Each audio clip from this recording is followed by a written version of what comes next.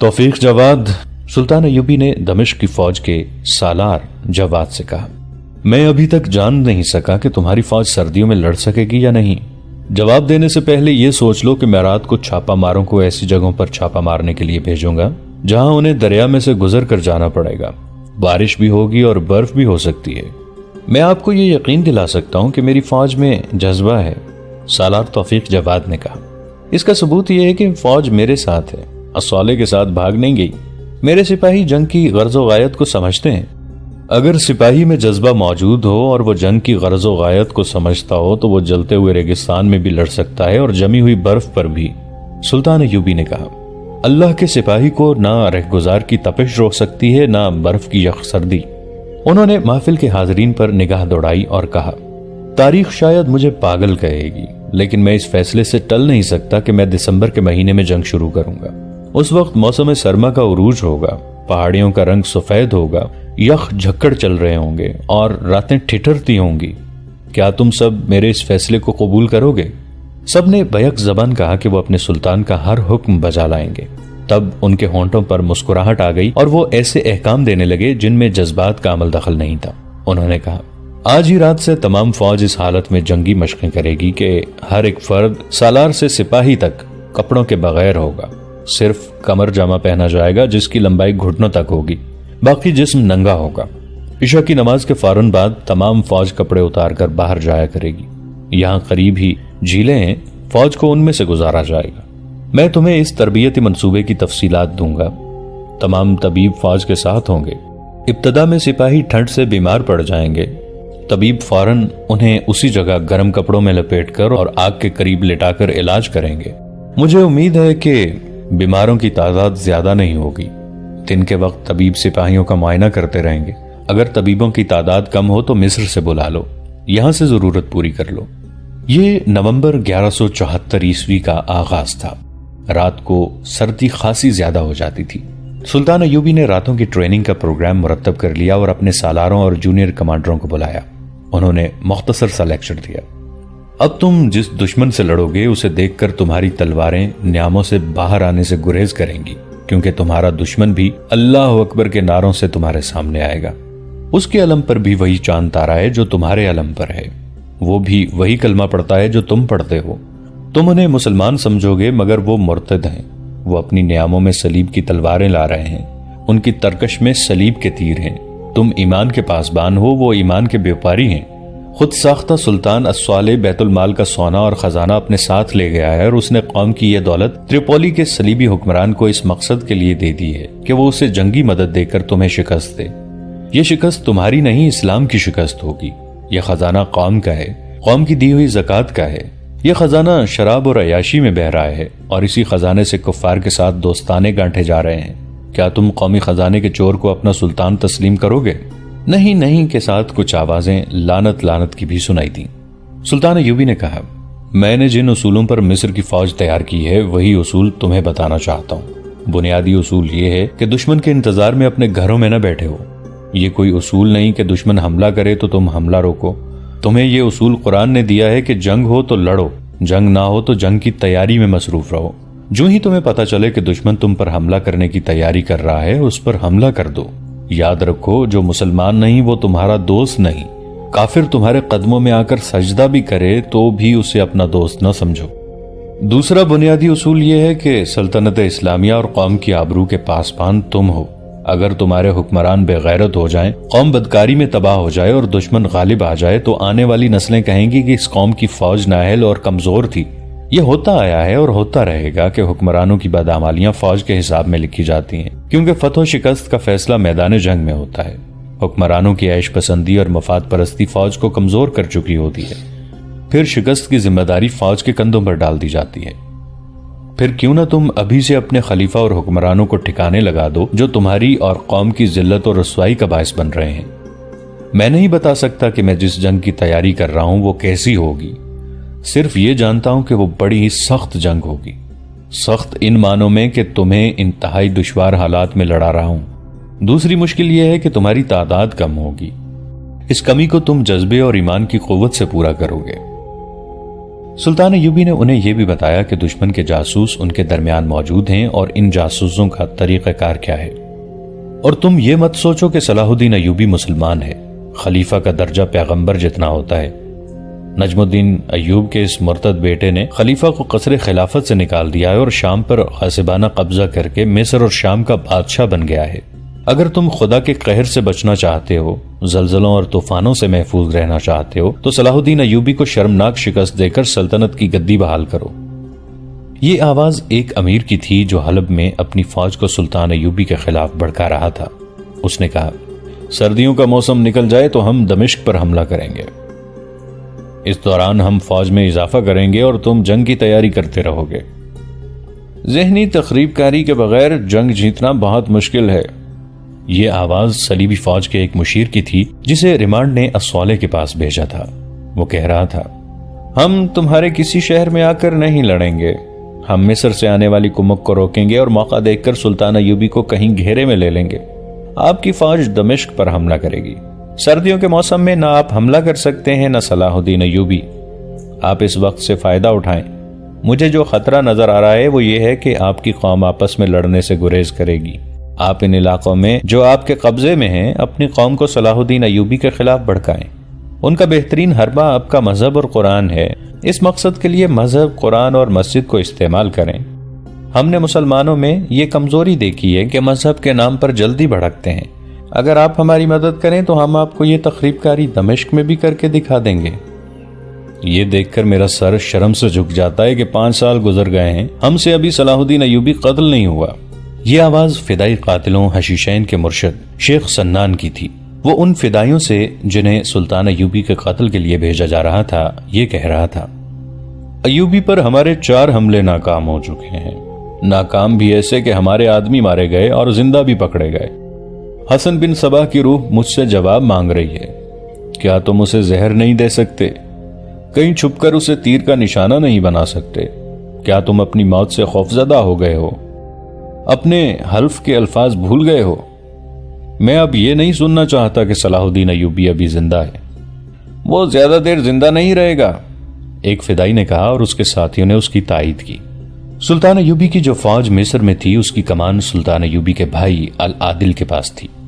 سلطان ایوبی اسے یہ حکم دے آئے تھے کہ بھرتی تیز کرو اور جنگی مشقیں جاری رکھیں۔ انہوں نے العادل کو سوڈان کی طرف سے خبردار کیا تھا اور اسے بتایا تھا کہ سوڈان کی طرف سے معمولی سی بھی فوجی حرکت ہو تو وسیع پیمانے پر جنگی کارروائی کرو، اور سلطان ایوبی نے یہ بھی کہا تھا کہ وہ کمک اور رسد تیار رکھیں۔ دمشق کی مہم کے متعلق کچھ نہیں کہا جا سکتا تھا کہ کیسی صورتحال پیدا کر دے۔ اب انہوں نے جو منصوبہ بنایا تھا اس کے لیے انہیں کمک کی ضرورت تھی۔ جاسوس اور لڑکی نے انہیں یہ بتا دیا تھا کہ ریمانڈ مصر اور شام کے درمیان حائل ہو کر سلطان ایوبی کی کمک اور رسد روک لے گا۔ اس اطلاع کے پیش نظر انہوں نے کمک قبل از وقت منگوا کر اپنے ہاتھ میں رکھ لینا ضروری سمجھا۔ اس کمک کو سردیوں کی جنگ کی ٹریننگ کی بھی ضرورت تھی۔ انہوں نے ایک طویل پیغام کے ساتھ ایک قاصد قاہرہ بھیج دیا۔ انہوں نے العادل کو پیادہ اور سوار دستوں کی تعداد لکھی جو انہیں درکار تھی، اور یہ ہدایت بھی دی کہ تمام فوج اکٹھی کوچ نہ کرے بلکہ چھوٹے چھوٹے دستے رات کے وقت ایک دوسرے سے دور دور نقل و حرکت کریں، دن کے وقت سفر نہ کیا جائے، حتی الامکان کمک کے کوچ کو خفیہ رکھا جائے۔ العادل اپنے بھائی کا ہی تربیت یافتہ تھا۔ اس نے پیغام ملتے ہی کمک روانہ کر دی اور اسے خفیہ رکھنے کا یہ انتظام کیا کہ فوج کے چند افراد کو عام مسافروں کے لباس میں اونٹوں پر سوار کر کے اس ہدایت کے ساتھ کمک کے ساتھ بھیج دیا کہ وہ دائیں بائیں دور دور پھیلتے رہیں اور کوئی مشکوک آدمی نظر آئے تو اس کی چھان بین کریں اور ضرورت محسوس ہو تو اسے پکڑ لیں۔ کمک کے دستے چند دنوں بعد دمشق پہنچنے لگے اور سلطان ایوبی نے انہیں بھی رات کی ٹریننگ میں شامل کر دیا۔ اس کے ساتھ نئی بھرتی کا حکم بھی دے دیا۔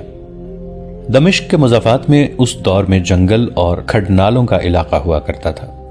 وہاں ایک صدیوں پرانے قلعے کے کھنڈر تھے، اس کے اندر کبھی کوئی نہیں گیا تھا، رات کو تو لوگ اس کے قریب سے بھی نہیں گزرتے تھے۔ یہ چونکہ فوجی استعمال کے قابل نہیں رہا تھا اور تھا بھی بے موقع، اس لیے فوج نے اس کی طرف کبھی توجہ نہیں دی تھی۔ سلطان ایوبی کے دور میں دمشق کے دفاع کے لیے ایک اور جگہ قلعہ تعمیر کرایا گیا تھا۔ وہ پرانا قلعہ ناگوں والا قلعہ کہلاتا تھا۔ مشہور تھا کہ اس میں ناگوں کا ایک جوڑا رہتا ہے۔ ناگ اور ناگن کی عمر 1000 سال ہو چکی ہے اور یہ بھی کہا جاتا تھا کہ یہ قلعہ سکندر اعظم نے بنایا تھا اور کہ یہ دارا ایرانی کا بنایا ہوا ہے۔ بعض اسے بنی اسرائیل کی تعمیر کہتے تھے۔ اس میں تو اختلاف پایا جاتا ہے کہ یہ کس کی تعمیر تھی۔ ایک روایت کو سب سچ مانتے ہیں، کہتے ہیں کہ صدیاں گزری، یہاں فارس کا ایک بادشاہ آیا تھا۔ یہ جگہ اسے اتنی پسند آئی کہ یہاں اس نے اپنا یہ قلعہ تعمیر کیا۔ اس کے اندر اپنے لیے ایک خوشنما محل بنایا، مگر اسے آباد کرنے کو اس کی بیوی نہیں تھی۔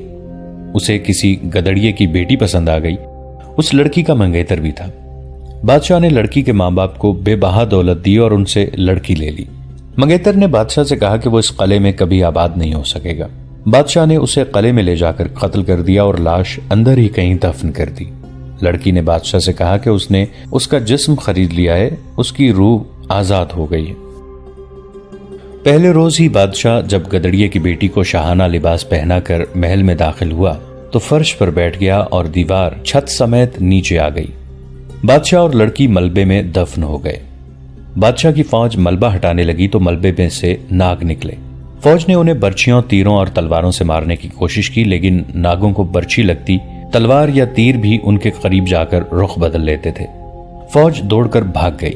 یہ بھی مشہور تھا کہ اب بھی رات کو قلعے کے قریب سے گزرو تو ایک لڑکی گدڑیوں کے لباس میں بھیڑ بکریاں چراتی نظر آتی ہے۔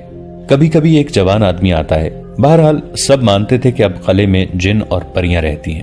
جن دنوں سلطان ایوبی خلیفہ اور امراء کے خلاف جنگ کی تیاریاں کر رہے تھے، دمشق میں یہ بات مشہور ہو گئی تھی کہ ناگوں والے قلعے میں ایک بزرگ نمودار ہوا ہے جو دعا کرتا ہے تو سب روگ دور ہو جاتے ہیں اور وہ آنے والے وقت کی خبریں بھی دیتا ہے۔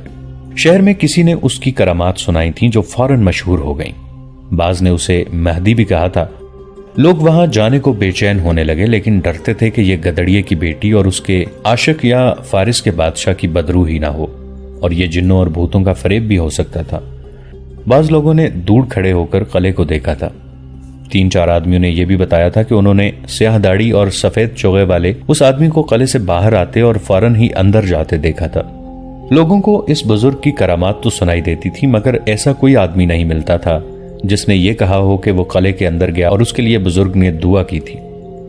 ایک روز سلطان ایوبی کے محافظ دستے کا ایک سپاہی ڈیوٹی کا وقت پورا کر کے کہیں باہر گھوم پھر رہا تھا۔ وہ وجی اور خوبرو جوان تھا۔ محافظ دستے کے تمام جوان ایسے ہی تھے۔ سامنے سے نورانی چہرے والا وہ آدمی آ رہا تھا جس کی سیاہ داڑھی تھی اور سلیقے سے تراشی ہوئی تھی۔ اس کا چوغا سفید تھا اور سر پر دلکش امامہ۔ اس کے ہاتھ میں تسبیح تھی۔ محافظ سپاہی کے سامنے آ کر وہ رک گیا۔ سپاہی کی ٹھوڑی کو ذرا اوپر اٹھایا اور دھیمی آواز میں کہا، مجھے غلطی نہیں لگ سکتی، تم کہاں کے رہنے والے ہو دوست؟ بغداد کا۔ سپاہی نے بڑے میٹھے لہجے میں کہا، آپ مجھے پہچانتے ہیں؟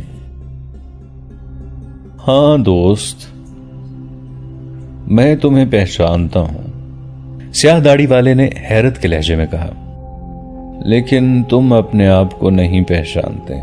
سپاہی اس کی حیرت پر حیران ہوا اور اس کے بولنے کے انداز سے متاثر بھی ہوا۔ اگر اس آدمی کا چہرہ نورانی، اس کی داڑھی اتنی اچھی اور چوغا اتنا سفید نہ ہوتا تو سپاہی اسے کوئی دیوانہ یا مجذوب سمجھ کر ٹال دیتا۔ اس شخص کی آنکھوں، حال حلیے اور سراپا نے اسے رکے رہنے پر مجبور کر دیا۔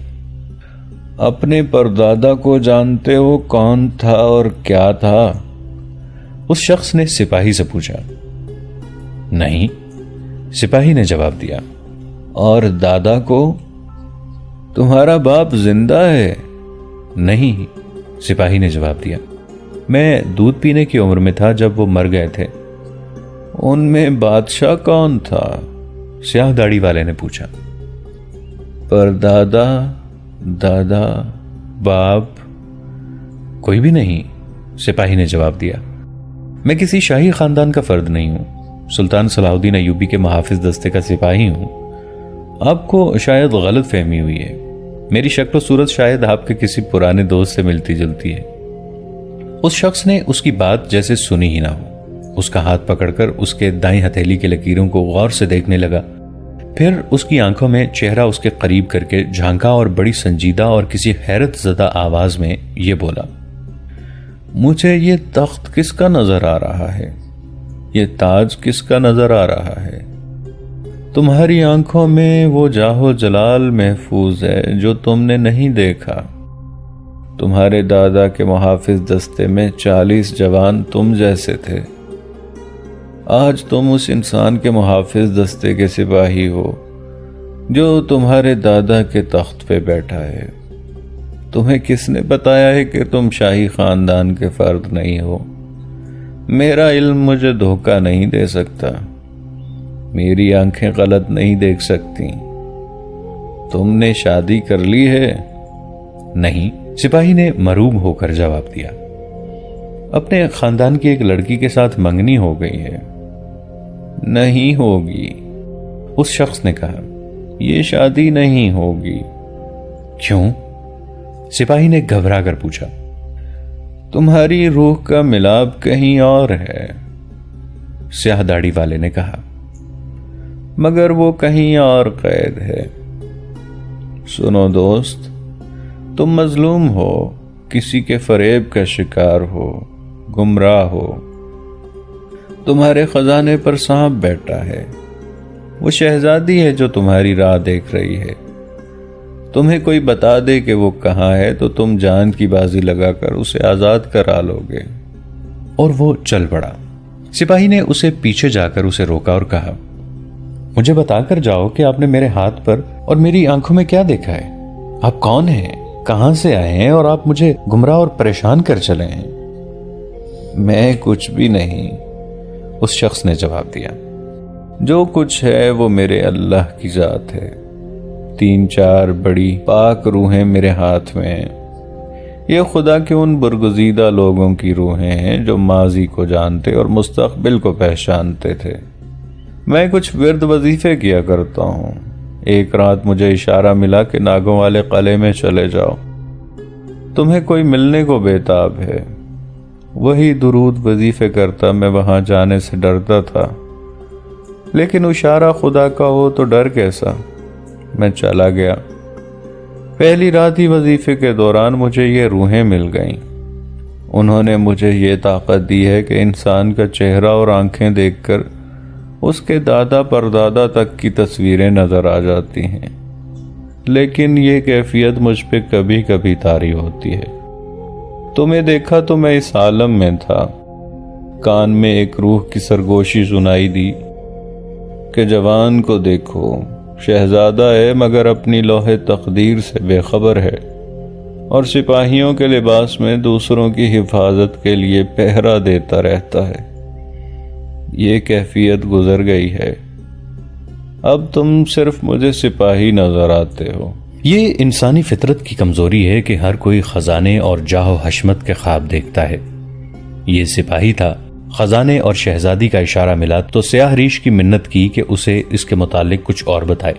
سیاہ ریش نے کہا، میرے پاس نجوم کا علم نہیں، غیب دان بھی نہیں ہوں. اللہ اللہ کرنے والا درویش ہوں. کوشش کروں گا کہ تمہیں کچھ بتا سکوں، لیکن جہاں تمہیں بلاؤں گا وہاں تم آؤ گے نہیں. جہاں آپ کہیں گے آ جاؤں گا. ناگوں والے قلعے میں آ جاؤ گے؟ ضرور آؤں گا. آج رات، سیاہ داڑھی والے نے کہا.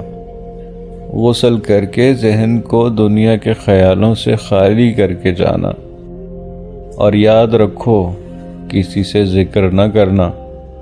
کسی کو نہ بتانا کہ میں تمہیں ملا تھا اور تم رات کو کہیں جا رہے ہو یا نہیں. چوری چوری آنا.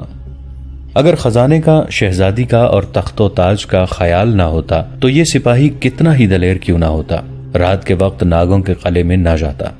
سلطان ایوبی کے مکان کے پچھلے دروازے پر اس کا پہرا رات کے آخری پہر ہوتا. اس وقت سے پہلے وہ گھوم پھر سکتا تھا. وہ جب قلعے کے دروازے پر پہنچا تو خوف نے اس کے دل پر قبضہ کر رکھا تھا. اس نے بلند آواز سے کہا، میں آ گیا ہوں، آپ کہاں ہیں؟ اسے زیادہ دیر انتظار نہ کرنا پڑا. ایک مشل کہیں سے آئی اور اس کی طرف بڑھنے لگی. اس کے دل پر خوف کا شکنجا اور زیادہ مضبوط ہو گیا. مشل ایک آدمی نے اٹھا رکھی تھی. اس نے قریب آ کر سپاہی سے پوچھا، تم ہی ہو جسے حضرت نے آج راستے میں کہیں دیکھا تھا؟ سپاہی نے بتا دیا کہ وہی ہے. تو مشل بردار نے کہا، میرے پیچھے آؤ. کیا تم انسان ہو؟ سپاہی نے اس سے پوچھا. تمہیں جو کچھ نظر آ رہا ہے وہی ہوں، اسے جواب ملا. دل سے خوف نکال دو، ذہن سے ہر خیال نکال دو، خاموشی سے چلتے آؤ۔ مشل بردار چلتا اور بولتا جا رہا تھا، حضرت سے کوئی سوال نہ پوچھنا، وہ جیسے حکم دیں ویسے کرنا۔ تاریک غلام گردشوں اور چھتوں سے ڈھکے کئی ایک راستوں سے گزر کر مشل بردار ایک دروازے کے آگے آ کے رک گیا اور بلند آواز سے بولا، یا حضرت، اجازت ہو تو اسے پیش کروں جسے آپ نے بلایا ہے۔ اندر سے جانے کیا جواب آیا۔ مشل بردار ایک طرف ہٹ گیا اور سپاہی کو اشارہ کیا کہ اندر چلا جائے۔ سپاہی اندر گیا تو اس قدر ہیبت ناک کھنڈر میں ایسے خوشنما سامان سے آراستہ کمرے دیکھ کر وہ حیران بھی ہوا اور ڈرا بھی۔ یہ انسانوں کو نظر نہ آنے والی مخلوق کا مسکن ہو سکتا تھا۔ قالین بچھا تھا جس پر گاؤ تکیے سے پیٹ لگائے سیاہ ریش بیٹھا تھا۔ وہ آنکھیں بند کیے تسبیح کر رہا تھا۔ اسی حالت میں اس نے سپاہی کو بیٹھنے کا اشارہ کیا۔ وہ بیٹھ گیا۔ کمرے میں خوشبو تھی۔ سیاہ داڑھی والے حضرت نے اپنی آنکھیں کھولیں، سپاہی کو دیکھا اور تسبیح اس کی گود میں پھینک کر کہا، گلے میں ڈال لو۔ سپاہی نے تسبیح کو چوما اور گلے میں ڈال لی۔ کمرے میں ایک قندیل جل رہی تھی۔ حضرت نے اپنے ہاتھ پر ہاتھ مارا تو دوسرے کمرے سے، جس کا دروازہ اس کمرے میں کھلتا تھا، ایک لڑکی نکلی۔ اس کے بال کھلے ہوئے اور شانوں پر بکھرے ہوئے تھے۔ اس نے اتنی خوبصورت لڑکی پہلے کبھی نہیں دیکھی تھی۔ اس کے ہاتھ میں ایک خوشنما پیالہ تھا جو اس نے سپاہی کے ہاتھ میں دے دیا۔ سیاہ داڑھی والا اٹھا اور دوسرے کمرے میں چلا گیا۔ سپاہی پیالہ ہاتھ میں لیے کبھی لڑکی کو اور کبھی پیالے کو دیکھتا تھا۔ لڑکی نے اسے کہا، حضرت کچھ دیر بعد آ جائیں گے، یہ پی لو۔ لڑکی کے ہونٹوں پر ایسی مسکراہٹ تھی جس میں اپنائیت اور بے تکلفی تھی۔ سپاہی نے پیالہ ہونٹوں سے لگایا اور ایک گھونٹ پی کر لڑکی کو دیکھا۔ مجھے تم جیسا خوبصورت جوان کبھی کبھی نظر آتا ہے، لڑکی نے اس کے کندھوں پر ہاتھ رکھ کر کہا۔ پیو، میں یہ شربت بڑے پیار سے لائی ہوں۔ حضرت نے کہا تھا کہ آج تمہاری پسند کا ایک نوجوان آ رہا ہے جسے معلوم نہیں کہ وہ کون ہے۔ سپاہی نے 2-3 گھونٹ شربت پی لیا۔ اس کے بعد شربت گھونٹ گھونٹ اس کے حلق سے اترتا رہا اور لڑکی اس کے قریب ہوتی گئی، اور پھر سپاہی نے یوں محسوس کیا جیسے لڑکی اپنے طلسماتی حسن اور سحر آگیں جسم کے ساتھ شربت کی طرح اس کے حلق میں اتر گئی اور رگ رگ میں سما گئی ہو۔ سیاہ ریش حضرت آ گیا۔ اس کے ہاتھ میں شیشے کا ایک گولا تھا جس کا سائز ناشپاتی جتنا تھا۔ اس نے گولا سپاہی کے ہاتھ میں دے کر کہا، اپنی آنکھوں کے سامنے رکھو اور اس میں سے قندیل کی لو کو دیکھو اور دیکھتے رہو۔ سپاہی نے شیشے کے گولے میں سے قندیل کو دیکھا تو اسے اپنی آنکھوں کے سامنے کئی رنگ شولوں کی طرح تھرکتے نظر آنے لگے۔ لڑکی کے ریشمی بال اس کے گالوں کو چھو رہے تھے، اور لڑکی نے اس طرح سے اپنے بازوں کے گھیرے میں لے رکھا تھا کہ وہ لڑکی کے جسم کی حرارت اور خوشبو کو محسوس کر رہا تھا۔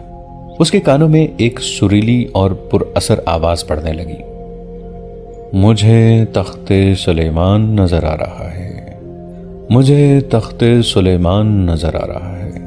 ذرا سی دیر اس کا یہ احساس زندہ رہا کہ یہ آواز سیاہ داڑھی والے کی ہے، پھر یہ اس کی اپنی آواز بن گئی اور وہ اس دنیا کا حصہ بن گیا جو اسے شیشے میں نظر آنے لگی تھی۔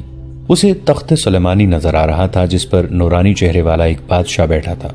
اس کے دائیں بائیں اور پیچھے 4-5 لڑکیاں بیٹھی تھیں اور وہ اتنی خوبصورت تھیں کہ وہ پریاں ہو سکتی تھیں۔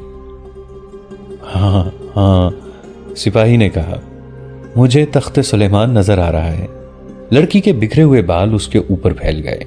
سپاہی کو شیشے میں سے نظر آتے ہوئے تخت کے قریب کھڑے ایک آدمی کی آواز سنائی دی، یہ بادشاہ تمہارا دادا ہے جو 7 تقلیم کا بادشاہ ہے۔ شاہ سلیمان کی پریاں اور جنات اس دربار میں سجدے کرتے ہیں۔ اپنے دادا کو پہچانو، یہ تمہارا ورثہ ہے، تخت جا رہا ہے۔ سپاہی نے ہڑبڑا کر کہا، وہ تخت لے جا رہے ہیں، یہ دیو ہیں، بہت بڑے بڑے، بہت ڈراونے، انہوں نے تخت اٹھا لیا ہے۔ اور شیشے کے گولے میں کئی رنگوں کے شعلے رہ گئے جو تھرک رہے تھے، جیسے وجد میں آئے ہوئے رقص کر رہے ہوں۔ سپاہی نے محسوس کیا جیسے کوئی چیز اس کی ناک کے ساتھ لگی ہوئی ہو۔ شیشے کا گولا اس کی آنکھوں کے آگے سے خود ہی ہٹ گیا اور اس پر غنودگی طاری ہو گئی۔ وہ اس وقت اپنے آپ میں آیا جب لڑکی اس کے سر پر ہاتھ پھیر رہی تھی۔ اس نے آنکھ کھولی تو اپنے آپ کو قالین پر پڑے پایا۔ لڑکی کا ایک بازو اس کے سر کے نیچے تھا اور لڑکی اس کے پاس نیم دراز تھی۔ سپاہی اٹھ بیٹھا، وہ حیران تھا اور پریشان بھی۔ اس کے منہ سے پہلی بات یہ نکلی، وہ کہتے تھے یہ تخت تمہارے دادا کا ہے اور یہ تمہارا ورثہ ہے۔ حضرت نے بھی یہی فرمایا ہے، حضرت نے بھی یہی فرمایا ہے، لڑکی نے بڑی پیاری آواز میں کہا۔ حضرت کہاں ہیں؟ سپاہی نے پوچھا۔ وہ اب نہیں مل سکیں گے، لڑکی نے جواب دیا۔ تم نے کہا تھا کہ رات کے آخری پہر تمہارا پہرا ہے، اس لیے میں نے تمہیں جگا دیا ہے۔ رات آدھی گزر گئی ہے، تم اب چلے جاؤ۔ وہ وہاں سے نکلنا نہیں چاہتا تھا۔ وہ پوچھ رہا تھا کہ اس نے خواب میں دیکھا تھا یا یہ حقیقت تھی۔ لڑکی نے اسے بتایا کہ یہ خواب نہیں تھا، یہ حضرت کی خصوصی کرامات تھی۔ ان کے لیے حکم ہے کہ وہ اس قسم کا کوئی راز اپنے پاس نہ رکھیں، یہ اس تک پہنچا دیں جس کا یہ راز ہے، مگر یہ کیفیت حضرت پر کسی وقت طاری ہوتی ہے، اب معلوم نہیں کب ہو۔ سپاہی نے لڑکی کی منت سماجت شروع کر دی۔ لڑکی نے اسے کہا، تم میرے دل میں اتر گئے ہو، میں نے اپنی روح تمہارے حوالے کر دی ہے، تمہارے لیے اپنی جان بھی قربان کر دوں گی۔ میں تمہیں کبھی جانے نہ دوں گی، لیکن تمہارے فرض کی ادائیگی ضروری ہے۔ اب چلے جاؤ، کل رات آ جانا، میں حضرت سے درخواست کروں گی، وہ فوراً تمہیں راز دے دیں گے۔ وہ جب قلعے سے نکلا تو اس کے قدم اٹھ نہیں رہے تھے۔ اس کے ذہن پر اپنے دادا کا تخت سلیمان غالب تھا اور دل پر لڑکی کا قبضہ تھا۔ تاریک رات میں قلعے کے کھنڈر اسے محل کی طرح خوشنما نظر آ رہے تھے۔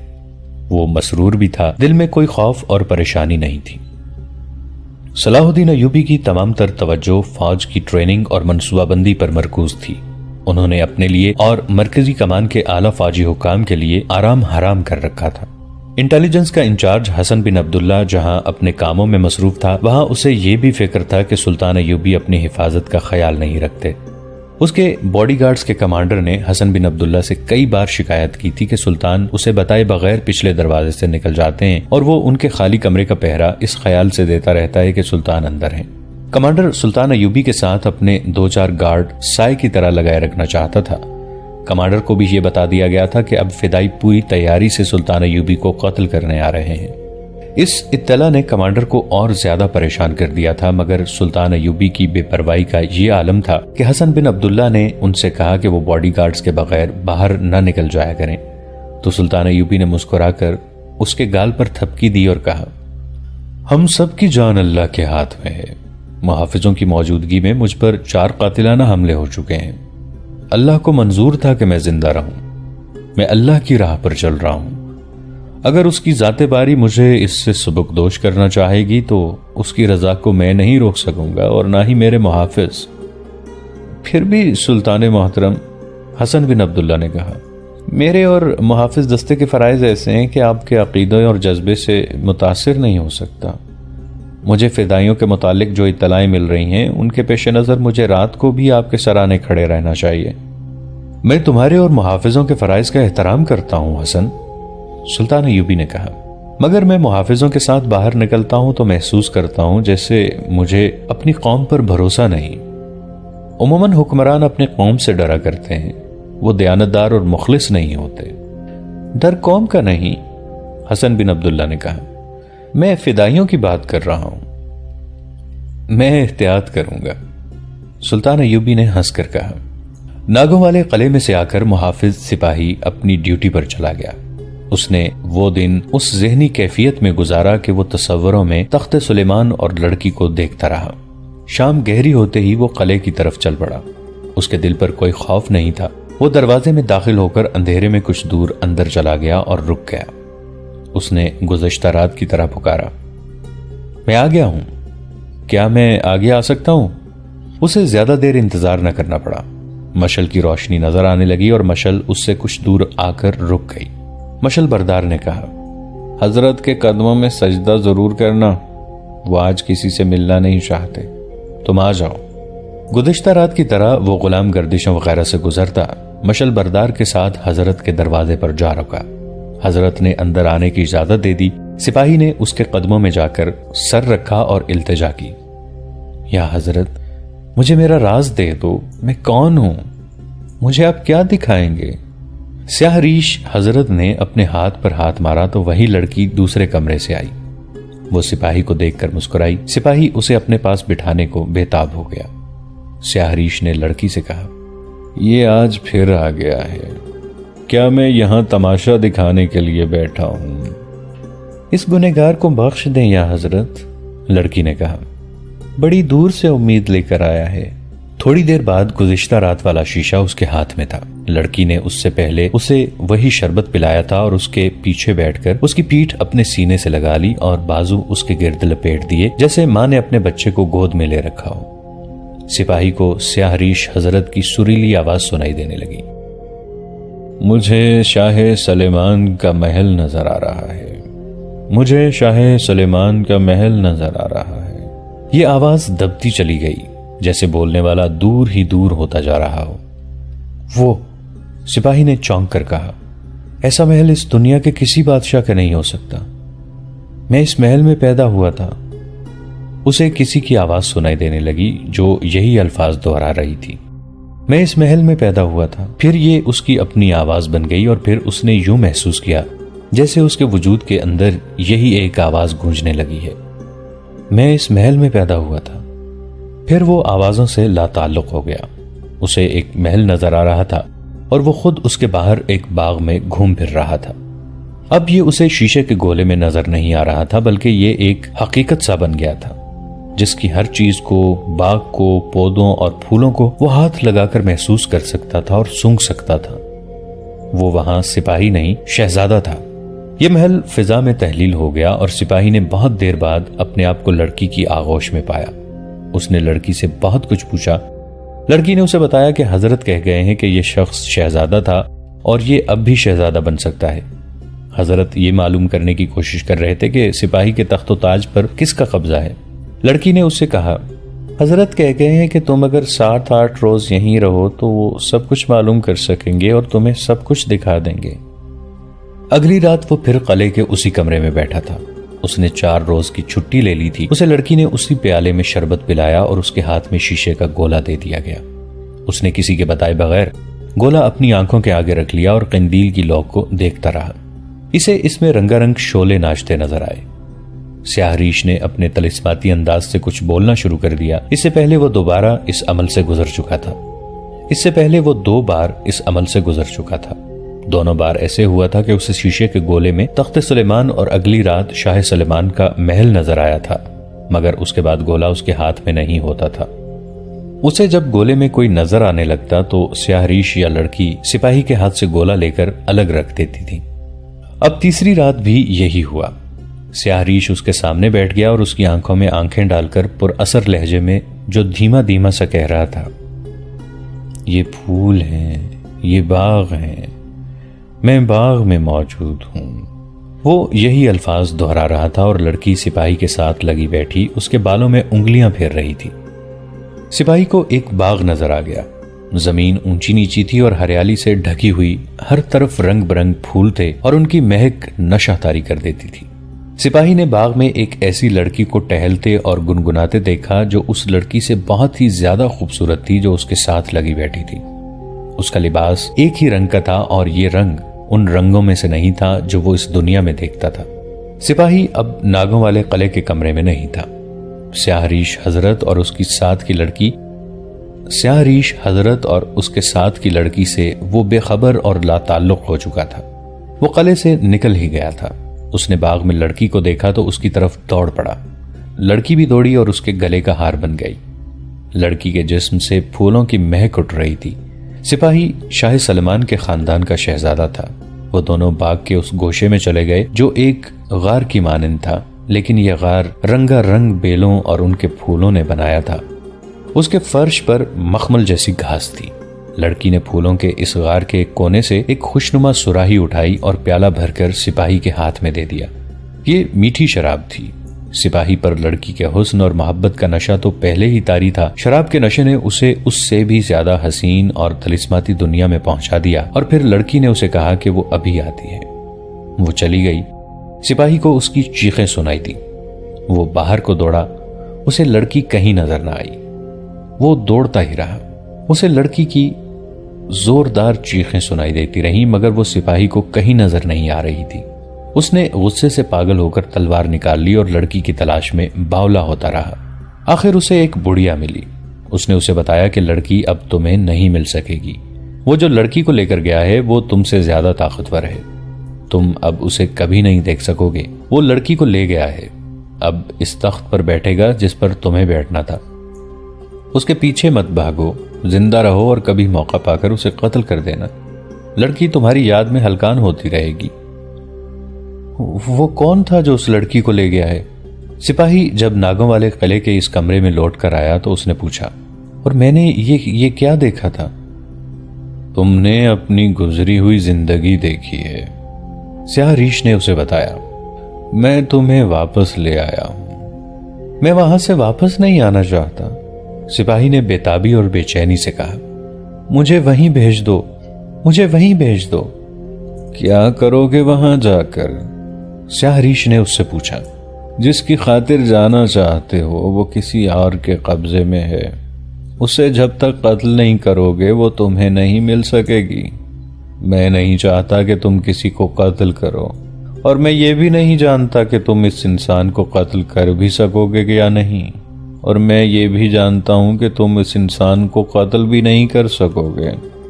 یا حضرت، سپاہی نے کہا، اگر قتل کرنے سے مجھے میرا ورثہ اور میری بیوی مل سکتی ہے تو میں سلطان صلاح الدین ایوبی سے بھی اونچے رتبے کے آدمی کو قتل کر دوں گا۔ پھر یہ خون میری گردن پر ہوگا میرے دوست، درویش نے کہا۔ سپاہی اس کے قدموں میں گر پڑا اور اس کے پاؤں پر سر رگڑنے لگا۔ وہ یا حضرت کا ورد کیا جا رہا تھا اور وہ رونے بھی لگا تھا۔ سیاہ ریش حضرت نے اسے پھر اسی دنیا میں پہنچا دیا جہاں تخت سلیمانی تھا، محل تھا اور باغ تھے۔ اس کے کانوں میں آوازیں پڑتی رہیں، یہ ہے تمہارے دادا کا قاتل، تمہارے باپ کا قاتل، تمہارے تخت و تاج کا غاصب، اور اس لڑکی کو جو تمہیں چاہتی ہے اسی کی قید میں ہے۔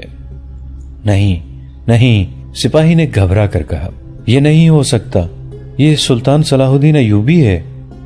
یہی تمہاری قسمت کا قاتل ہے۔ اس کے کانوں میں آوازیں پڑ رہی تھیں، یہ تمہارا سلطان نہیں ہو سکتا، یہ کرد ہے، تم عرب ہو۔ کہو صلاح الدین ایوبی میرے دادا کا قاتل ہے، میرے باپ کا قاتل ہے، میرے تخت و تاج کا غاصب ہے۔ اب راز کھل گیا ہے، انتقام لو، غیرت مند مرد انتقام لیا کرتے ہیں۔ اور سپاہی اس طلسماتی ماحول میں گھومتے پھرتے یہی ورد کرتا رہا، سلطان صلاح الدین میرے دادا کا قاتل ہے، میرے باپ کا قاتل ہے، میرے تخت و تاج کا غاصب ہے، میری محبت کا قاتل ہے، میری قسمت کا قاتل ہے۔ پھر یوں ہوا کہ اس کی نظروں کے آگے صرف صلاح الدین ایوبی رہ گیا، وہ اسے چلتا پھرتا نظر آتا تھا۔ سپاہی ہاتھ میں خنجر لیے اس کے پیچھے پیچھے جا رہا تھا مگر قتل کا موقع نہیں ملتا تھا۔ سپاہی کو لڑکی نظر آ گئی، وہ پنجرے میں بند تھی۔ صلاح الدین ایوبی پنجرے کے پاس کھڑا قہقہے لگا رہا تھا۔ لڑکی سپاہی کو اداس اور مظلوم نظروں سے دیکھ رہی تھی۔ سلطان ایوبی کے چہرے پر سفاکی اور بربریت کے سائے گہرے ہوتے جا رہے تھے۔ سپاہی کی زبان خاموش ہوتی تھی تو اسے فضا سے سرگوشیاں سنائی دیتی تھیں۔ صلاح الدین ایوبی میرے دادا کا قاتل، صلاح الدین ایوبی میرے دادا کا قاتل ہے، میرے باپ کا قاتل۔ سلطان صلاح الدین ایوبی اپنے کمرے میں اپنے مشیروں اور اعلیٰ فوجی حکام سے جنگ کی باتیں کر رہے تھے۔ جاسوس جو نئی اطلاعیں لائے تھے ان کے مطابق اپنے پلان پر نظر ثانی کر رہے تھے۔ اس وقت یہی محافظ سپاہی باہر پہرے پر کھڑا تھا جسے سیاہ ریش بزرگ نے نئی دنیا دکھائی تھی۔ دوستو، آج کے لیے اتنا ہی۔ اسی کہانی کی اگلی قسط کے ساتھ بہت جلد حاضر ہوں گے۔ نیچے کامنٹ سیکشن میں اپنی رائے کا اظہار ضرور کیجیے گا۔ ہمارے اس چینل کو سبسکرائب کر کے نیچے موجود بیل آئیکن کو بھی ضرور کلک کیجیے گا۔ اگلی ملاقات تک کے لیے ہمارا اور آپ کا اللہ نگہبان۔